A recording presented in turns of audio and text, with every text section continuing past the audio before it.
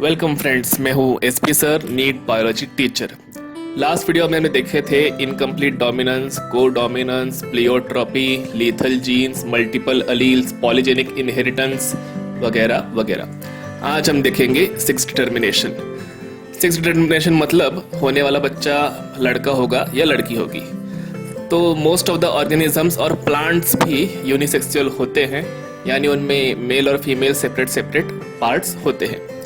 तो इनमें एक के गैमेट, वो गैमेट खुद मोटाइल हो मतलब मूवेबल हो या ना हो, लेकिन एक के गैमेट दूसरे के पास जाते हैं। तो जिसके गैमेट दूसरे के पास जाते हैं उसको बोलेंगे मेल, और जिसके पास दूसरे के गैमेट आते हैं उसको बोलेंगे फीमेल। तो मेल के गैमेट होते हैं स्पर्म, प्लांट में पोलन ग्रेन, और फीमेल गैमेट होते हैं एग सेल या फिर ओव्यूल, जो ओवरी का एक छोटा सा हिस्सा होता है। होने वाला बच्चा लड़का होगा या लड़की, ये कैसे डिटरमिन होगा? तो आंसर आपको पता है, सेक्स क्रोमोसोम। ह्यूमन में XX फीमेल होती है और XY मेल होता है। अब हमारे बॉडी में सारे के सारे सेल्स में हर क्रोमोसोम की पेयर होती है, यानी आपको पता है 23 क्रोमोसोम्स की पेयर यानी टोटल 46 क्रोमोसोम्स होती हैं। लेकिन बॉडी के सारे सेल्स गैमेट नहीं बना पाते। तो बॉडी के जो सेल गैमेट यानी मेल में स्पर्म बना सकते हैं और फीमेल में ओव्यूल बना सकते हैं, उनको हम नाम देते हैं गैमेटोसाइट। तो ये गैमेटोसाइट कैसे होंगे? एक गैमेटोसाइट से 2 गैमेट्स बनेंगे और उनमें इन जोड़ियों में से एग्जैक्टली 1 क्रोमोसोम रहेगा। वो कैसे? तो देखिए, ये रहा गैमेटोसाइट। तो इसमें आपको नंबर 1 से लेकर नंबर 22 तक क्रोमोसोम्स के पेयर्स दिख रहे हैं, और एट द एंड XX की जोड़ी है, यानी ये फीमेल का गैमेटोसाइट है। अभी ये क्या होगा? ये सेल डिवाइड होगा और इससे 2 गैमेट बनेंगे। दोनों गैमेट में जोड़ी में से एग्जैक्टली एक ही क्रोमोसोम जाएगा। तो देखिए, जोड़ी में से एक ही क्रोमोसोम गैमेट में आया हुआ है। नॉर्मली ऐसा ही होता है, एबनॉर्मलिटी हम बाद में देखेंगे। एक गैमेटोसाइट था, उससे 2 गैमेट्स बने और दोनों में हर जोड़ी के क्रोमोसोम में से सिर्फ एक ही क्रोमोसोम आया। अभी हमारे कन्वीनियंस के लिए हम ये इतना पूरा 22 क्रोमोसोम और 23वां XY क्रोमोसोम ये नहीं दिखाते, हम सिर्फ X क्रोमोसोम और Y क्रोमोसोम दिखा देते हैं। और उससे ये अंडरस्टूड होता है कि उसमें एक्चुअली हमको ये पूरे 23 क्रोमोसोम का सेट दिखाना है। कि फीमेल्स में एक गैमेटोसाइट से जितने भी गैमेट्स बनेंगे सबके अंदर सिंगल X क्रोमोसोम रहेगा, और मेल्स में exactly half of the gametes में X क्रोमोसोम रहेगा और exactly half of the gametes में Y क्रोमोसोम रहेगा। मतलब मेल में एक गैमेटोसाइट डिवाइड होगा, उससे एक स्पर्म बनेगा X क्रोमोसोम के साथ और एक स्पर्म बनेगा Y क्रोमोसोम के साथ। तो अगर ये X क्रोमोसोम वाला स्पर्म एग को फर्टिलाइज करता है तो हमें XX जाइगोट यानी female embryo foetus baby develop होंगे। वही अगर Y क्रोमोसोम वाला स्पर्म एग को फर्टिलाइज करेगा तो हमें XY जाइगोट मिलेगा, जो कि मेल एम्ब्रियो फिटस बेबी में डेवलप हो जाएगा।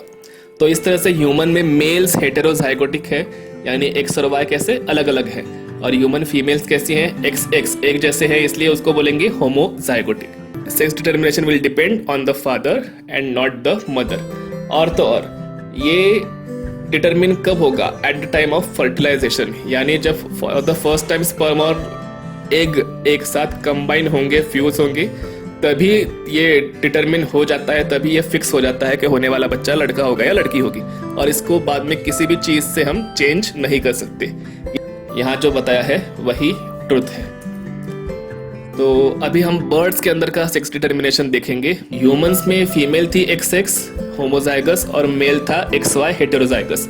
बर्ड्स में मेल है ZZ होमोजाइगस और फीमेल है ZW हेटेरोजाइगस। तो इससे क्या होगा?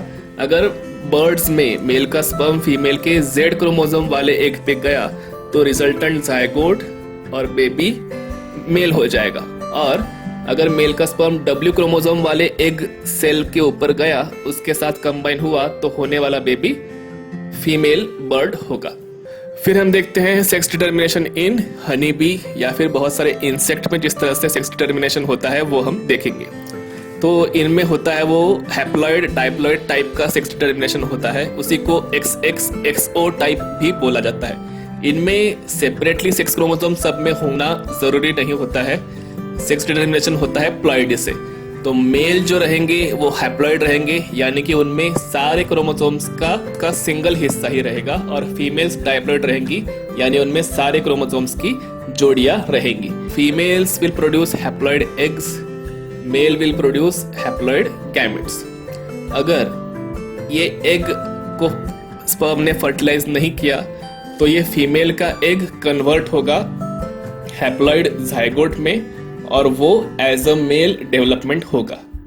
ये सुनने में थोड़ा सा अजीब लगता है, लेकिन हाँ, इंसेक्ट्स में अगर फीमेल के एग सेल के ऊपर मेल स्पर्म नहीं आया तो उस एग सेल से मेल डेवलप हो जाता है, और अगर इंसेक्ट के एग सेल के ऊपर मेल का स्पर्म आया तो उस एग सेल से फीमेल जाइगोट और फीमेल इंसेक्ट तैयार होते हैं। अभी हम देख लेते हैं एक नजर एक्स क्रोमोसोम और वाई क्रोमोसोम के बीच में डिफरेंसेस क्या क्या है। फोर्थ पॉइंट देखो डायरेक्टली, लेफ्ट साइड में लिखा है मोर यूक्रोमेटिन मोर डीएनए जेनेटिकली मोर एक्टिव, तो उसके अपोजिट वाई क्रोमोसोम क्या आ जाएगा, less euchromatin less DNA genetically less active. Next point है ये स्पेसिफिक सेक्स डिटरमिनिंग जीन, तो SRY ये रीजन होता है वाई क्रोमोसोम के ऊपर, उसकी वजह से मेल सेक्स डिटरमिनेशन होता है। स्ट्रेट लाइन इनहेरिटेंस क्या है, क्रिस क्रॉस इनहेरिटेंस क्या है, ये हम बाद में देखेंगे। बेहतर माइक्रोस्कोप बनने लग गए तो साइंटिस्ट लोग सेल डिवीजन को और भी अच्छे से देख सकते थे, और उनकी वजह से उनको क्रोमोसोम्स के बारे में पता चला। तो वॉल्टर सटन और थियोडोर बोवरी ये दो साइंटिस्ट थे जिन्होंने ऐसा फाइंड आउट किया कि मेंडल का जो फैक्टर का कंसेप्ट था वो और क्रोमोसोम्स की जो हलचल या फिर डिस्ट्रीब्यूशन होता है at the time of cell division, वो दोनों एक दूसरे को पैरेलल चलते हैं, और इसी के दम पे उन्होंने क्रोमोसोमल थियोरी ऑफ इनहेरिटेंस दुनिया के सामने रखी।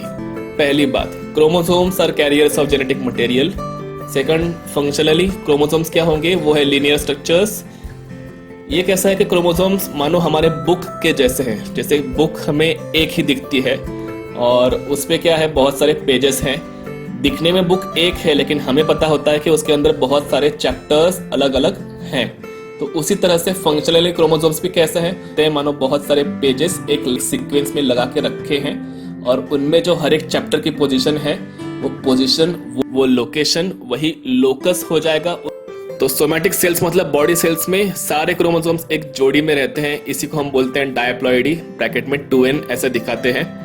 और गैमेट फॉर्मेशन में इस जोड़ी में से एक ही क्रोमोसोम गैमेट के अंदर जाता है वो, और फिर मेल और फीमेल गैमेट्स फ्यूज होंगे, कंबाइन होंगे, तो डायप्लॉइडी रिस्टोर हो जाएगी। यानी कि हम कह सकते हैं हम gametes are link between parent and offspring. Homologous chromosomes मतलब ऐसे क्रोमोसोम्स जो एक दूसरे को सिमिलर होंगे और जिनमें सिमिलर लोकेशन में जीन का सीक्वेंस होगा। अभी फॉर एग्जांपल हमने क्रोमोसोम्स का ही देखा कि नंबर 1 क्रोमोसोम से लेकर नंबर 23 तक एक प्रॉपर सीक्वेंस में थे, और नंबर 1 के क्रोमोसोम की जोड़ी नंबर 1 क्रोमोसोम के साथ ही लग रही थी, एक्स क्रोमोसोम की जोड़ी एक्स क्रोमोसोम के साथ या फिर वाई क्रोमोसोम के साथ ही लग रही थी। तो ये जो जोड़ियां लगती हैं उनको हम बोलेंगे एक दूसरे के होमोलॉगस क्रोमोसोम्स। भले एक्स का क्रोमोसोम और वाई क्रोमोसोम में जेनेटिकली बहुत सारा डिफरेंस है, लेकिन फिर भी हम उनको होमोलॉगस क्रोमोसोम्स कहेंगे। थॉमस हंट मॉर्गन नाम का एक साइंटिस्ट था जिसने इस थ्योरी को और भी अच्छे से प्रूव किया और लिंकेज नाम की एक नई कंसेप्ट दुनिया के सामने रखी। अब ये लिंकेज कंसेप्ट क्या है वो हम देखेंगे, उससे पहले एक बार रिवाइज करो ये डायहाइब्रिड क्रॉस। तो इसमें फिनोटाइप क्या था, yellow round is to yellow wrinkled is to green round is to green wrinkled. इसका फिनोटाइपिक रेशो हमने निकाला था 9:3:3:1। अब इसको याद रख के हमको नेक्स्ट पॉइंट देखना है, थॉमस हंट मॉर्गन का एक्सपेरिमेंट। तो उसने एक्सपेरिमेंट किया था ड्रोसोफिला मेलानोगास्टर यानी फ्रूट फ्लाई के ऊपर। ये इंसेक्ट है तो इसमें क्या होगा, मेल हैप्लॉइड होंगे XO और फीमेल डायप्लॉइड होंगी XX। तो इन्होंने जो एक्सपेरिमेंट किया वो एक ही क्रोमोसोम के ऊपर जो जीन होते हैं उनको बेस मान के किया। ड्रोसोफिला में X क्रोमोसोम के ऊपर ही बॉडी कलर कौन सा होगा, आई कलर कौन सा होगा और विंग का टाइप कैसा होगा, इन तीनों के जीन्स लोकेटेड होते हैं। तो थॉमस हंट मॉर्गन तक ये लोकेशन अलग अलग हो सकती है या नहीं, इसका कोई कंफर्मेशन नहीं था। मॉर्गन ने डायहाइब्रिड क्रॉस किया। यानी उसने ऐसे 2 इंसेक्ट लिए जिनमें सिर्फ बॉडी कलर और आई कलर में डिफरेंस होगा, बाकी सब चीजें सेम होंगी। पहला है वाइल्ड टाइप। वाइल्ड टाइप मतलब ऐसी मक्खी जिसकी बॉडी ब्राउन होगी और आंखें लाल होंगी। इनके जीनोटाइप कैसे हम दिखाएंगे? तो Y+ है ब्राउन बॉडी के लिए, Y है येलो बॉडी के लिए, W+ है रेड आई के लिए और W है व्हाइट आई के लिए। तो ये देखिए, तो ये जो सबसे लेफ्ट है वो कैसी है? ब्राउन बॉडी रेड आई। तो इसका जीनोटाइप अगर ये मेल है तो कैसा होगा? Y+ W+। सबसे राइट साइड को वो है येलो बॉडी व्हाइट आई, तो इसका जीनोटाइप कैसा होगा? YW। बीच में मैंने एक अलग कॉम्बिनेशन दिखाया है, जैसा हमने कैपिटल Y स्मॉल r का देखा था, मतलब येलो रिंकल्ड, उसके जैसा। तो यहाँ ये कैसी है? येलो बॉडी है लेकिन आईज रेड है, तो इसका कॉम्बिनेशन कैसा होगा? येलो बॉडी का जीन आएगा Y और रेड का आएगा W+। इसी के जैसा और एक आता है जिसमें बॉडी ब्राउन होती है लेकिन आईज व्हाइट होते हैं, उसका जीनोटाइप आएगा Y+W। प्लस वाले जीनोटाइप डोमिनेंट रहेंगे, तो Y+Y जो होगा वो ब्राउन बॉडी वाली फीमेल फ्लाई हो जाएगी और W+W जो होगा वो रेड आई वाली फीमेल फ्लाई हो जाएगी।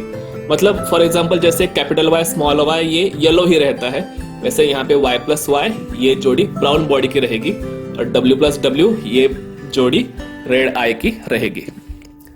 तो थॉमस हंट मॉर्गन ने क्या किया? मैंने बोला आपको कि डाइहाइब्रिड क्रॉस किया, यानी कि येलो बॉडी व्हाइट आई फीमेल का क्रॉस किया ब्राउन बॉडी रेड आई मेल के साथ।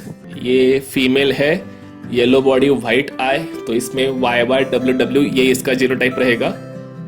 तो इससे जो एग सेल बनेंगे, हर एक एग सेल में YW ये जीनोटाइप आएगा। वही मेल कैसा रहेगा? Y+W+, ब्राउन बॉडी रेड आई। इनकी जो F1 प्रोजेनी होगी वो कैसी होगी? तो जो अनफर्टिलाइज्ड एग से मेल बनेंगे वो होंगे वैसे के वैसे YW, यानी के येलो बॉडी व्हाइट आइड मेल।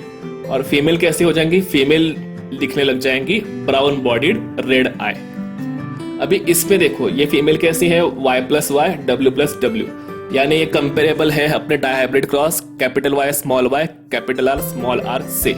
मेंडल के एक्सपेरिमेंट में जो फिनोटाइप मिलते थे इन द रेशियो 9:3:3:1, ऐसे ही मॉर्गन को भी एक्सपेक्टेड था कि ड्रोसोफिला की F2 जनरेशन में brown body red eye is to brown body white eye is to yellow body red eye is to yellow body white eye, ये रेशियो भी 9:3:3:1 आना चाहिए, लेकिन ऐसा हुआ नहीं। तो ऐसा हुआ नहीं, तो ऐसा क्यों नहीं हुआ? इसके ऊपर सोचते सोचते थॉमस हंट मॉर्गन ने लिंकेज नाम की कंसेप्ट हमारे सामने रखी। उसको मिला कि 98.7% ऑफ द F2 प्रोजेनी में पैरेंटल कॉम्बिनेशन ही थे। इसका मतलब 98.7% ऑफ द प्रोजेनी में या तो ब्राउन बॉडी रेड आई साथ साथ मिले या फिर येलो बॉडी व्हाइट आई साथ साथ मिले, और सिर्फ 1.3% of the F2 progeny was having recombination, यानी कि ब्राउन बॉडी का कॉम्बिनेशन व्हाइट आई के साथ, येलो बॉडी का कॉम्बिनेशन रेड आई के साथ। तो इससे उसने कंक्लूड किया कि Y+ और W+ इनका इंडिपेंडेंट असॉर्टमेंट नहीं होता, यानी इनका सेपरेट डिस्ट्रीब्यूशन नहीं होगा।